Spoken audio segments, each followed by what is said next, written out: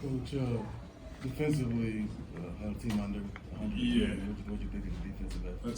That's what I told the team. 2 games in a row, we hold an opponent under 100 points. Really hard to do in the NBA, and a team that shoots that many threes. I think they're like 35 per night, and they got up 35, but they shot a low percentage. And I thought the last play where we got the steal and Kelly got the dunk, like that's who we are right now. Sometimes the effort and will of our players trumps the scheme, and those guys just made plays at the end, and we just did enough to win a game and had a good homestand. For a while there, you had to talk about the guys learning lessons on losing close games, and then here you go. The last week or so, you guys have come back and closed out 3 of them. Yeah, I mean it's have we learned whatever that lesson is? I'm not sure, but I know we're learning a lot. In the huddles, I heard guys talking about possession importance, and that's something we've been preaching for a while. Not taking possessions off.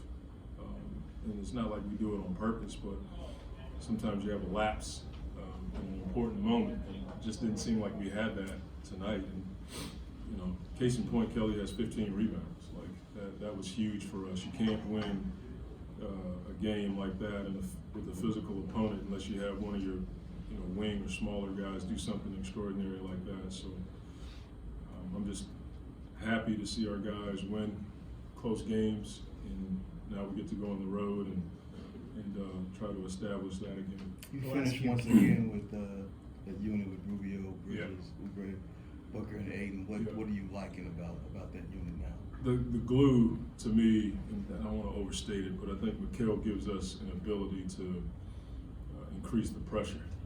He gets up and we never trap, but we cause them to pass to a different initiator, and that allows for us to get into their shot clock. So I think he gets up and he's pressuring, and then Ricky's behind the primary ball handler, and then you have BA as a rim protector.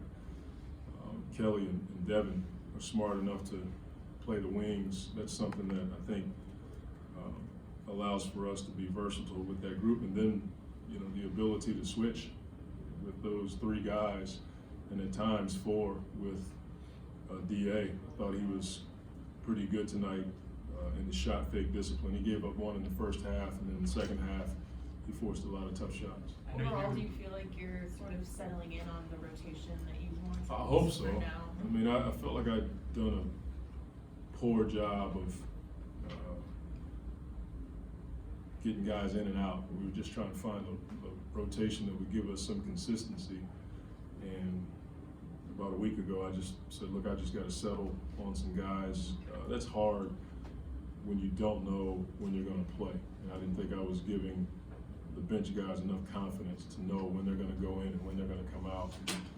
So we're just trying to settle on a rotation and stick to it for a while. And thankfully, we've won a few games with this group. With Mikal, I know you went back and watched guys from last year, even though you obviously weren't here before it.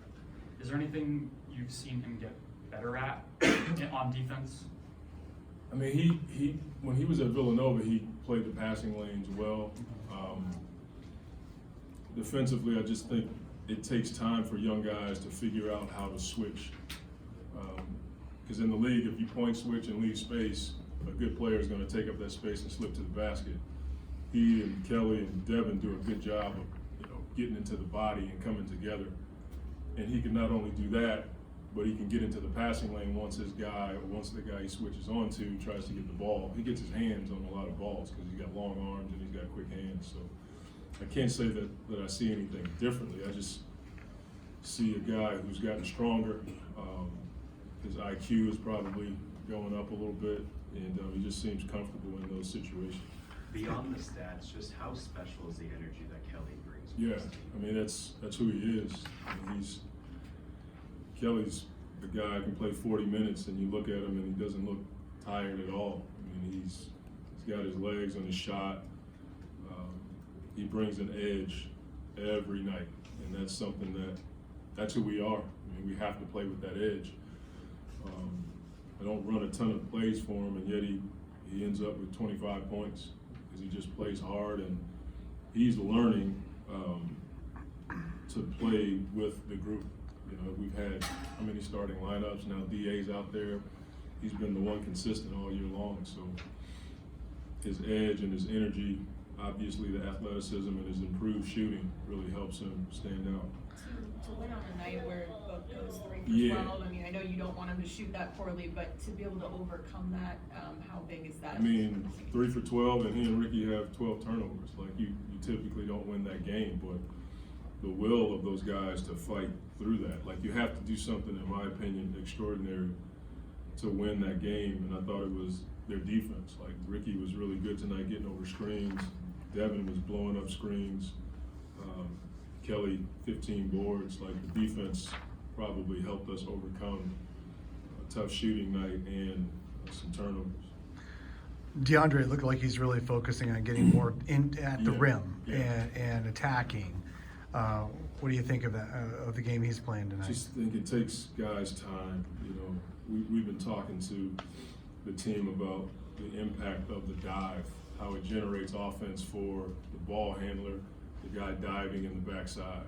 And even if you don't get it, we get good shots. We're a ton more efficient. Anytime we touch the paint with the ball, our offense is pretty efficient. But you know, it's a weapon for us to be able to just throw it up to a guy who can make a play.